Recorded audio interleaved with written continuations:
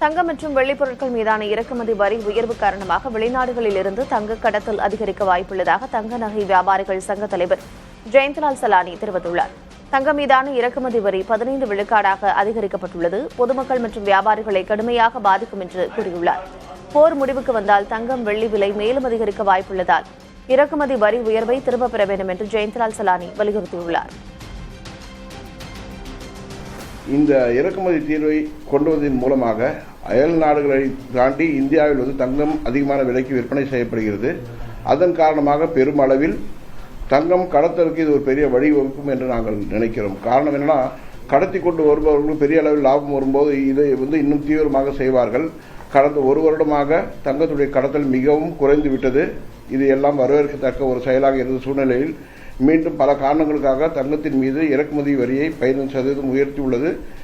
வியாபாரிகளுக்கும் மற்றும் நுகர்வோர்களுக்கும் பெரிய ஒரு பாதிப்பை ஏற்படுத்தியுள்ளது. வரியை உயர்த்துவதை விட தங்கத்தின் இறக்குமதி தடுத்து நிறுத்திருக்கலாம். அதன் மூலமாக இந்திய நாட்டில் உள்ள தங்கத்தையே மறுசுழற்சி முறையில் நகைகளாக செய்து விற்பனைக்கு வரும் தேவையானவர்கள் வாங்குவார்கள். அதை ஏற்பாடு செய்திருக்கலாம்.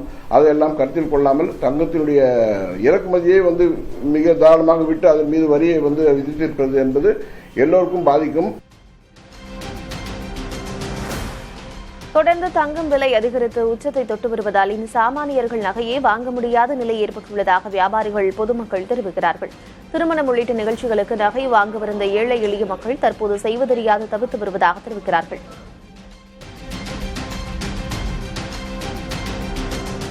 பாமர மக்கள், ஏழை எளிய மக்கள் வாங்க முடியாத அளவுக்கு எட்டா கனியாக இருக்குன்னு சொல்லலாம். நகை இப்போ கல்யாண வீடு, ஃபங்க்ஷன் வீடு ஒரு செய்முறை செய்யணும்னா கூட அவங்க செய்யும்போது ரேட்டு கம்மியாக இருந்திருக்கும். இப்போ நம்ம பதிலுக்கு அது செய்யணுமா டபுள் மடங்கு, ட்ரிபிள் மடங்கு நம்ம செய்ய வேண்டியது இருக்குது.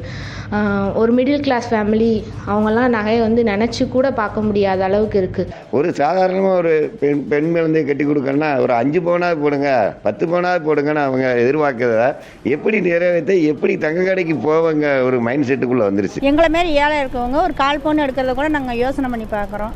அதுலேயே நீங்கள் இந்த நகை விலை ஏற்றிக்கிட்டிங்கன்னா நாங்கள் எப்படி சும்மா ஒரு காதை மறைக்கவோ மூக்க மறைக்கவோ ஒரு குண்டு மணி எடுத்தாலும் நாங்கள் யோசனை பண்ணி செய்கிறதா இருக்குது. இப்போ திடீர்னு கஸ்டம்ஸ் டியூட்டி எச்சானதுனால ஒரே நாளில் 8500 பக்கம் எச்சாயிருக்கு. இதனால் வியாபாரிகளுக்கும் சிரமமாக இருக்குதுங்க. அது போக பார்த்தீங்கன்னா இது நகை எடுக்கணும் அப்படின்னு நினைக்கிற மக்களுக்கும் ரொம்ப சிரமமாக இருக்குது. கல்யாணத்துக்கே நாங்கள் எடுக்க வந்தோம். ரொம்ப விலை ஏறினால ரொம்ப கஷ்டமாக இருக்குது. இப்போ விற்கிற விலைவாசிக்கு நகை வாங்குறத பற்றி யோசிக்கவே முடியறது இல்லை. ஏற்கனவே ரேட்டு ரைஸ் ஆனதால் கஸ்டமர்ஸ் வாங்காமல் இருக்கிறாங்க, வாங்க முடியாமல் இருக்குது, சிரமப்படுறாங்க. இப்போ கவர்மெண்ட்டும் சேர்ந்து டேக்ஸ் ரைஸ் பண்ணுச்சுன்னா அவங்களுக்கு மேலும் பழுவுதான். கல்யாணத்துக்கெல்லாம் வாங்க முடியாது, சிரமந்தான். பணத்தை கொடுத்தா அவங்க நகைக்கு பதிலாக பணத்தை கொடுத்தா கல்யாணம் பண்ண முடியும். எல்லாருமே அந்த மாதிரி செய்ய முடியாது. இந்த நகை விலைவாசி இதெல்லாம் குறைஞ்சாதான் வாழ முடியும். நீலகிரி மாவட்ட கோடை விழாவின் தொடக்கமாக உதகை ரோஜா பூங்காவில் 21வது ரோஜா கண்காட்சி இன்று கோலாகலமாக தொடங்குகிறது. பறவைகளின் சொர்க்கம் என்ற கருப்பொருளில் சுமார் 2 லட்சம் ரோஜா மலர்களை கொண்டு அன்னப்பறவை, கழுகு, இருவாச்சி உள்ளிட்ட 14 வகை பறவை உருவங்கள் பிரம்மாண்டமாக அமைக்கப்பட்டுள்ளன.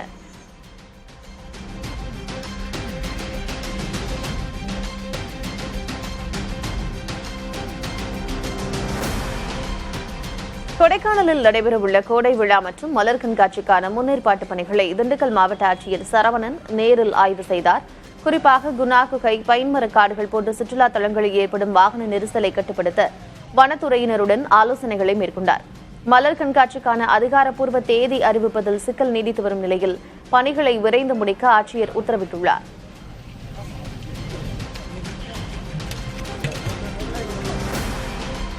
திண்டுக்கல் மாவட்டம் அருகே கடல் மட்டத்திலிருந்து 1600 மீட்டர் உயரத்தில் உள்ள சிறுமலை தற்போது பெய்து வரும் மழையினால் இதமான தட்பவெப்ப நிலை மற்றும் அடர் பனிமூட்டத்துடன் காணப்படுகிறது.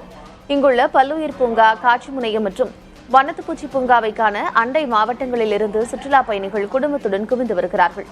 சின்ன கொடைக்கானல் என்று அழைக்கப்படும் சிறுமலையின் பசுமையை ரசிக்க கோடை விடுமுறை தினங்களில் மக்கள் ஆர்வம் காட்டி வருகின்றனர்.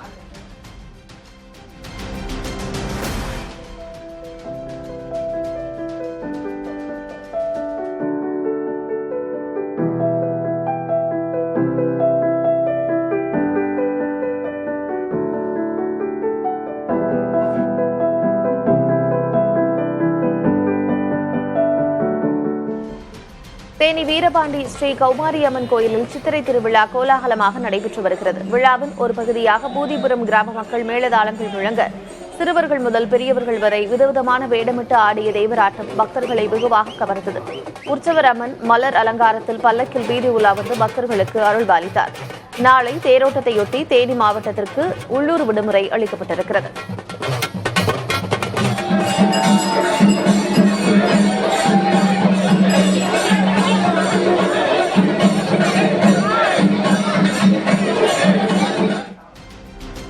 திருச்சி ஸ்ரீரங்கம் அரங்கநாதர் சுவாமி கோயிலில் சித்திரை திருவிழாவின் முக்கிய நிகழ்வான தேரோட்டம் பக்தி பரவசத்துடன் வெகு விமரிசையாக நடைபெற்றது. அலங்கரிக்கப்பட்ட திருத்தேரில் நம்பெருமாள் எழுந்துள்ள ஆயிரக்கணக்கான பக்தர்கள் ரெங்கா ரெங்கா என்று விண்ணதிர முழக்கமிட்டபடி தேரை வடம் பிடித்து இழுத்தனர். தேர் 4 சித்திரை வீதிகளிலும் வலம் வந்த நிலையில் சுற்றுவட்டார பகுதிகளைச் சேர்ந்த திரளானோர் கலந்து கொண்டு வழிபட்டனர். தேரோட்டத்தையொட்டி திருச்சி மாவட்டத்திற்கு இன்று உள்ளூர் விடுமுறை விடப்பட்டிருக்கிறது. பக்தர்களின் வசதிக்காக சிறப்பு பேருந்துகள் இயக்கப்பட்டன.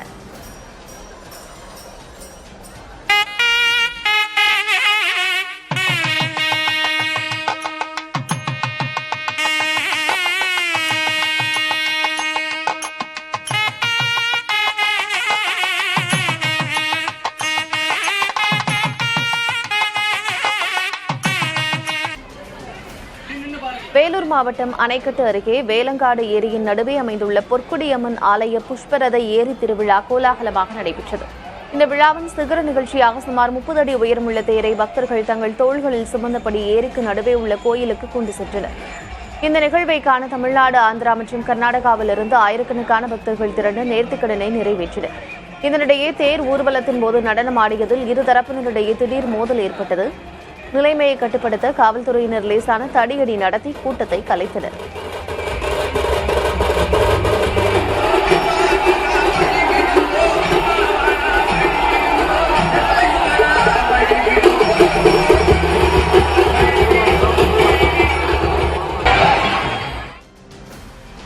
கருப்பு திரைப்படத்தின் தயாரிப்பு நிறுவனமான ட்ரீம் வாரியர் மீது EVP பிலிம் சிட்டி நிர்வாகம் காவல் நிலையத்தில் புகார் அளித்திருக்கிறது. இந்த படத்தின் படப்பிடிப்பு பூந்தமல்லி அருகே உள்ள EVP பிலிம் சிட்டியில் நடைபெற்ற நிலையில் அதற்கான வாடகை மற்றும் ஊழியர் ஊதியம் உள்ளிட்ட செலவுகளில் சுமார் 13,50,000 ரூபாய் இன்னும் நிலுவையில் இருப்பதாக கூறப்படுகிறது. கடந்த 5 மாதங்களாக இந்த பணத்தை தராமல் இழுத்தடித்து வருவதாகவும் உடனடியாக நிலுவைத் தொகையை பெற்றுத்தர வேண்டும் எனவும் புகாரில் தெரிவிக்கப்பட்டுள்ளது. நசரத்பேட்டை காவல்துறையினர் இதுகுறித்து தயாரிப்பு நிறுவனத்திடம் விசாரணை நடத்தி வருகின்றனர். நீலகிரி மாவட்டம் குன்னூர் அருகே உள்ள வெலிங்டன் பிருந்தாவன் பள்ளி பகுதியில் சிறுத்தை ஒன்று குடியிருப்புகள் புகுந்து வளர்ப்பு நாயை கவ்விச் சென்ற சம்பவம் பெரும் பரபரப்பை ஏற்படுத்தியுள்ளது. தொடர்ந்து குடியிருப்பு பகுதிகளில் சுற்றித் திரியும் சிறுத்தையை வனத்துறையினர் உடனடியாக கூண்டு வைத்து பிடிக்க வேண்டும் என்றும் அதனை அடர்ந்த வனப்பகுதிக்குள் விட வேண்டும் என்றும் அந்த பகுதி மக்கள் கோரிக்கை விடுத்துள்ளனர்.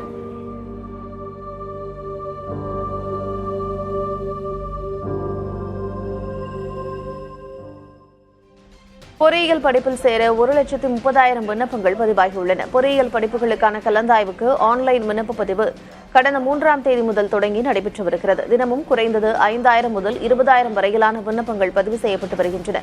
CBSE 12ஆம் வகுப்பு பொதுத் தேர்வு முடிவு வெளியான நிலையில் நேற்று ஒரே நாளில் மட்டும் சுமார் 13,000 விண்ணப்பங்கள் குவிந்துள்ளன. அந்த வகையில் இதுவரை 1,30,835 விண்ணப்பங்கள் பெறப்பட்டிருப்பதாக தொழில்நுட்ப கல்வி இயக்ககம் தெரிவித்துள்ளது.